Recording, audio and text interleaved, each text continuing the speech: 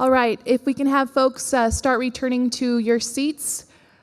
It is my pleasure to introduce our next and final speaker. We saved the best for last, I think. My name is Krista Bustamante. I'm the organizing director for the Idaho Community Action Network. We work on social, racial, and economic justice.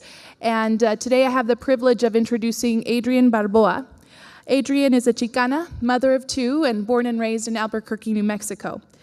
She's been organizing in her community since a teen with experience across social justice sector, working primarily on issues of race, gender, reproductive justice, anti-violence, juvenile justice, and education.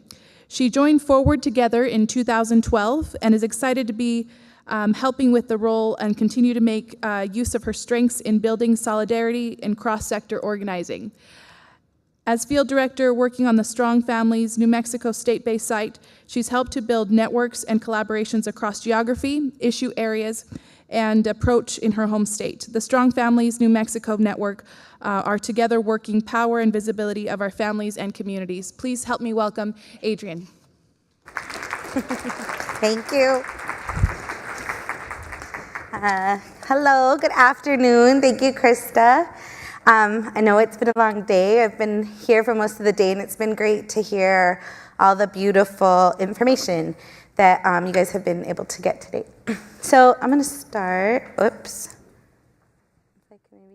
So I already was introduced really well. My name is Adriann Barboa. I'm a single mom of two, and I was born and raised in Albuquerque. Strong Families is actually the movement-building arm of an organization called Forward Together.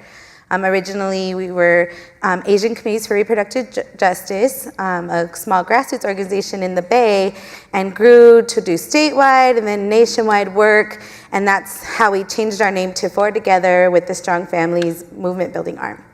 So Strong Families, what's the Strong Families Initiative?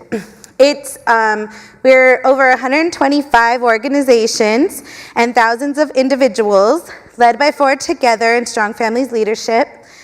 We work across social justice sectors and communities. We do local, state, regional, and national work. We are changing policy and culture so all families have the rights, recognition, resources they need to thrive. That's our big goal. When we talk about culture shift work, one of our examples of how we do that is we've led for 4 years now this Mama's Day online extravaganza.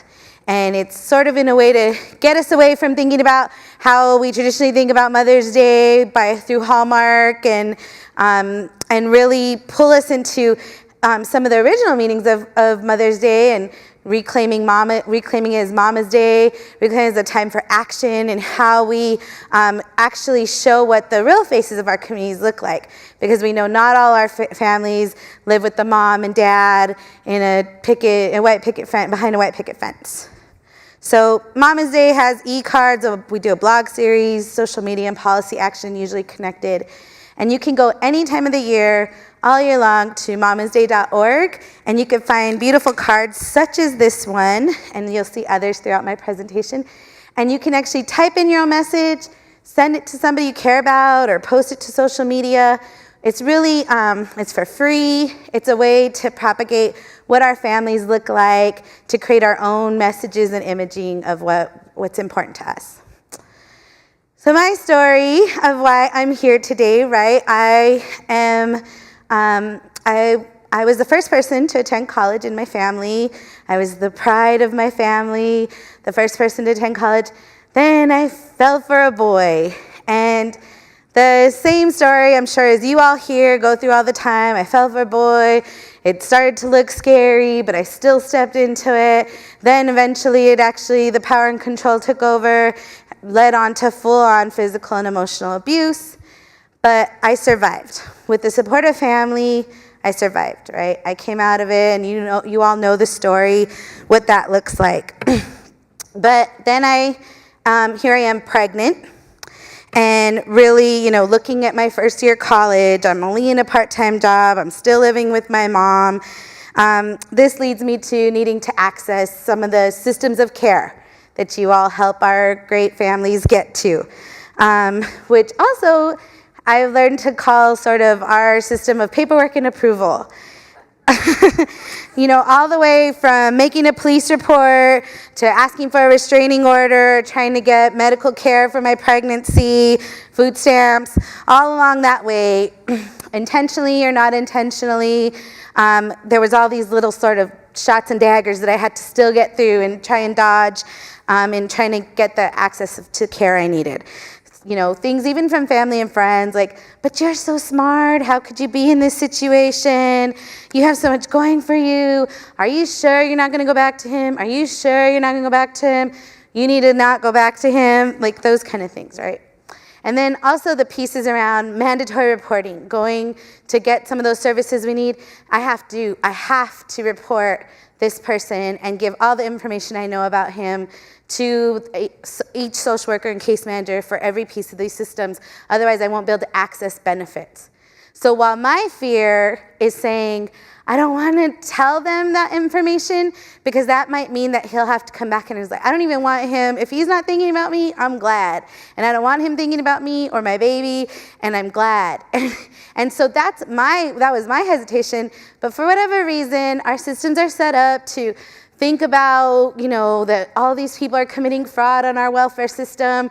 So what are the fact checking that we could do, or what are the questions we can ask to make sure that, that this person's not just lying? And so my hesitation to the several people from the front desk, to the caseworker, to the person who finally approves my paperwork, all along those different ways, I'm sort of questioned and fact-checked and even asked of like, are you trying to protect him? Are you trying to, keep him out of harm? Or maybe you're actually just with him and trying to take advantage of the system, right? And so, not maybe blatantly said, but questioned, and you feel that, and our society is already shaped to make me feel that. I probably carried a lot of those same feelings before I was actually in that position myself, right? So in whole, the system, even my family, friends, probably even myself, did not see my whole self. The first lens was about, rather, how are they going to fact check and monitor me and hold us accountable to these benefits we were going to be receiving. So this was definitely, towards my path of how did I want to start working in justice and towards equality and equity. So, many jobs later, I started working with an organization called Young Women United. We were fortunate that one of a funder brought a bunch of us women of color-led organizations together and said, you guys need to be working across the state together. We're empowering women. It was I'm actually super thankful to that opportunity because it's really led to such a broadening of the way that I can look and think about things now. Tewa Women United, the first organization listed up on this list, is an Indigenous women's organization that represents the northern pueblos of New Mexico. They started their organization sort of out of the same things that we were talking about, that Indigenous women weren't feeling that they could go to access services to a lot of the places or didn't feel comfortable. A lot of the same reasons that I'm sure you guys are already aware of, that like people, they don't feel that culturally, they don't see people that look like them, it doesn't feel or sound like them, maybe linguistics are a problem, maybe language is a problem. But all in all too, that there was just this sense of that they needed to start a peer support based, because in their circles of when they started talking, it wasn't the 3 and 4 women, it was actually 100% of the women and families that were in their circles had experienced some sort of violence in their lifetime.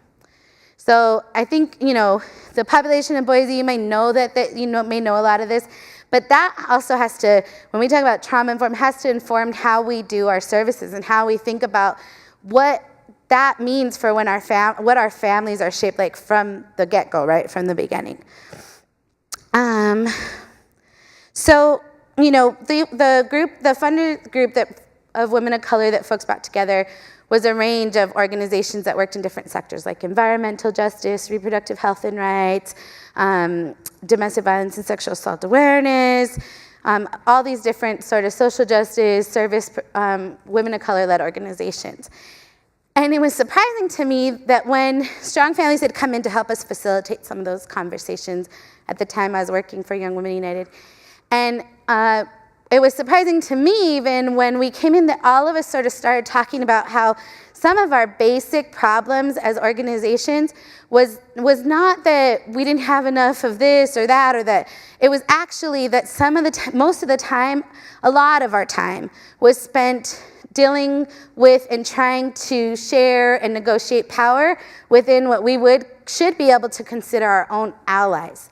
Right? So as small grassroots organizations, trying to work with maybe some of the larger funded, mainstream, white women-led organizations, what did that mean when it came to sharing power, being at the decision-making table? Because we knew if Indigenous women, if Young Women of Color, Young Women United, or Enlace Comunitario works with immigrant and refugee women, the Transgender Resource Center works with trans families, Santa Fe Mountain Center works with LGBT, queer, and trans youth.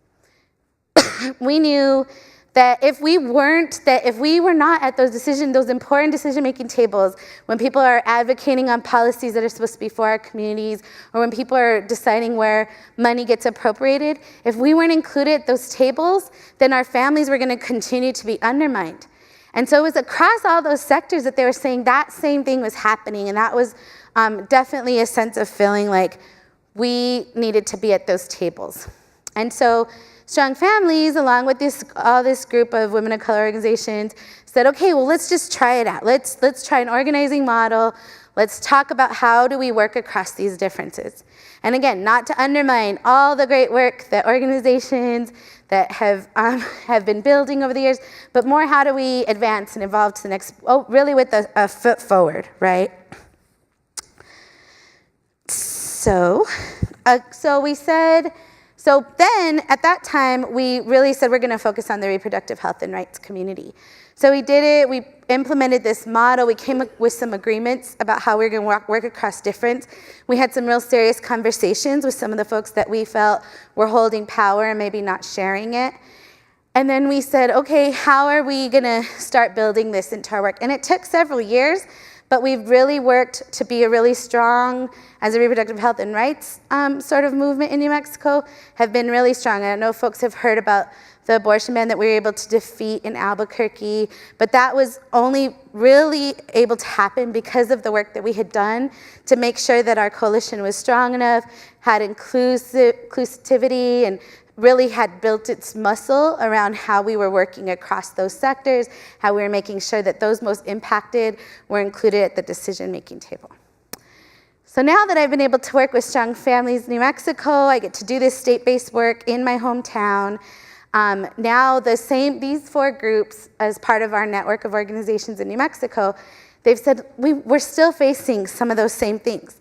And it's even bigger than that because we're actually facing where we're so disconnected.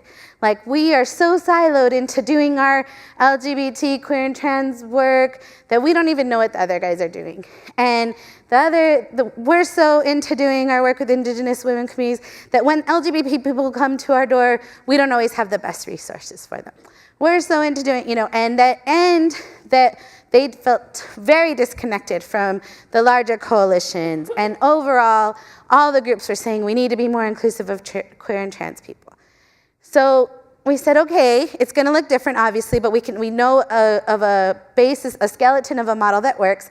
So let's get together and do it. So these four organizations came together because we really had this fundamental idea that if we start with those most impacted, if we start with the needs and desires and hopes and dreams of those most marginalized, that we'll actually come up with the solutions that work for all of us. So let me make sure I'm not forgetting it. So then what we did was start to think about what this work looks like, and we said, okay, this is gonna be our purpose. We're going to build a stronger, more inclusive, and connected anti-violence movement in New Mexico that puts people of color, LGBT people at the center across the service, advocacy, and organizing continuum. This is our original purpose, and then young people are like, hey, look at me, look at me. Other groups that work specifically with young people were like, we're in this teen dating violence movement, and you guys really don't even see us. You don't make anything that lets us be there.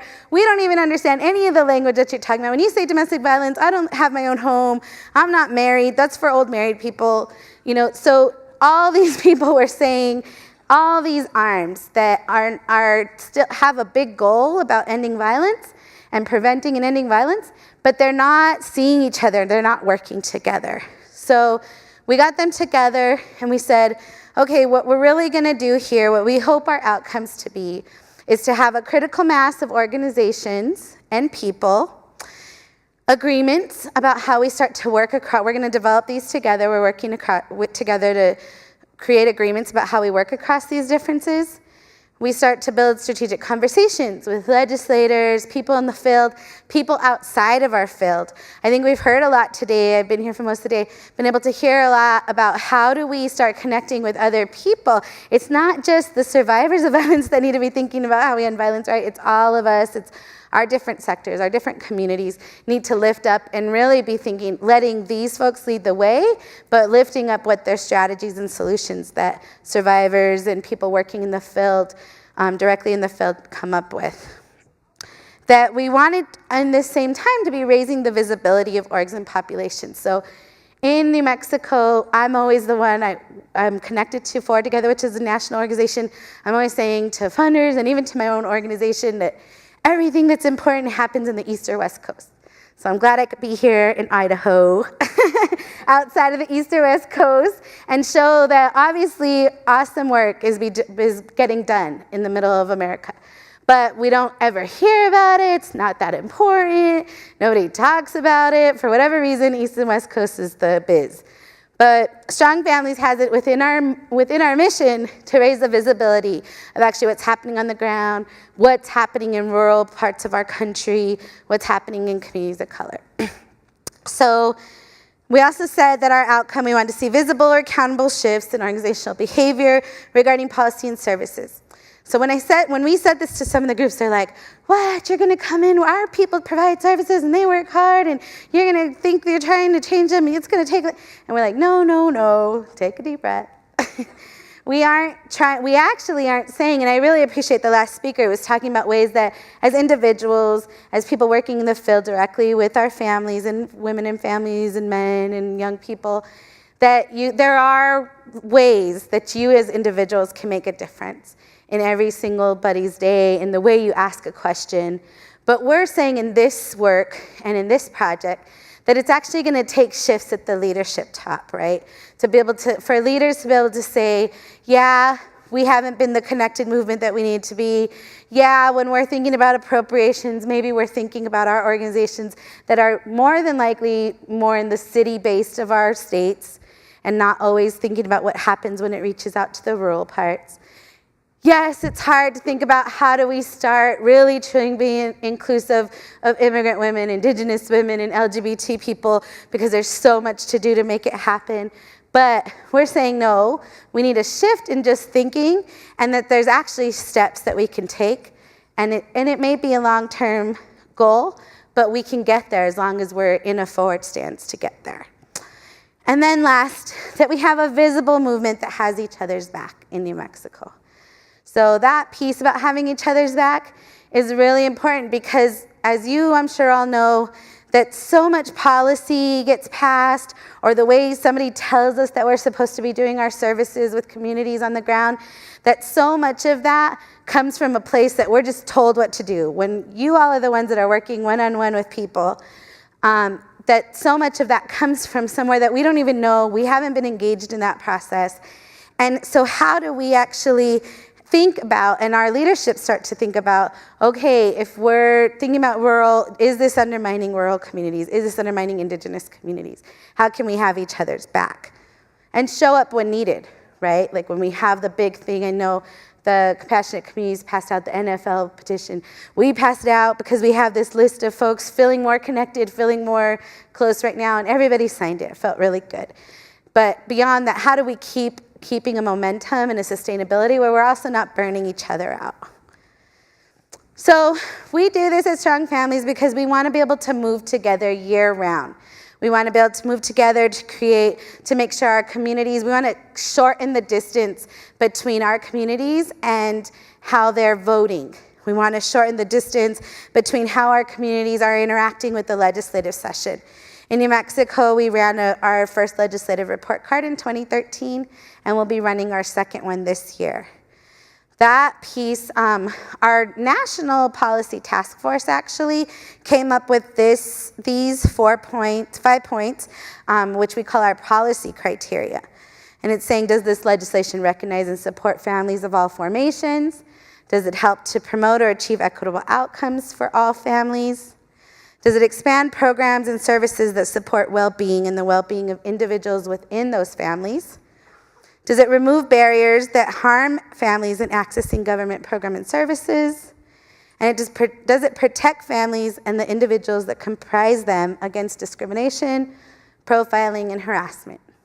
So this is one of the ways that we're asking both decision makers, legislators from state, local, school board level to think about when they start crafting policy, and even us as if there's social justice or advocates in the room that sometimes help or add policies. We're asking, think about some of these questions. Start talking, before you push that through, talk to the communities, connect with those organizations that you know are working in indigenous communities or working specifically with LGBT people or young people. Bring young people to the table, have them look at your legislation, have them read through it and give you some feedback. Take the time to make the process meaningful and inclusive. So I just want to end with the fact that we're trying to build this cross-sector movement. We're trying to make sure that all our families have the rights, recognition, and resources they need to thrive. You know, we're building year-round. We're trying to shorten the distance between decision makers and the community. We're building collective power.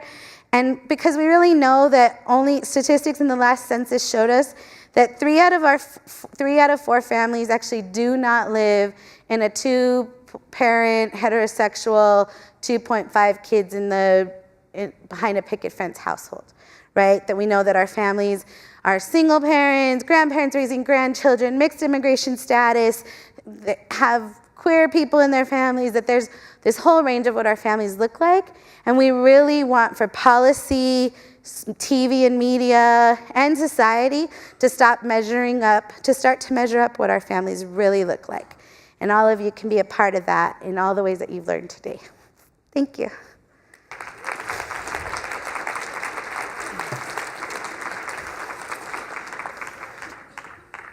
Go to strongfamiliesmovement.org.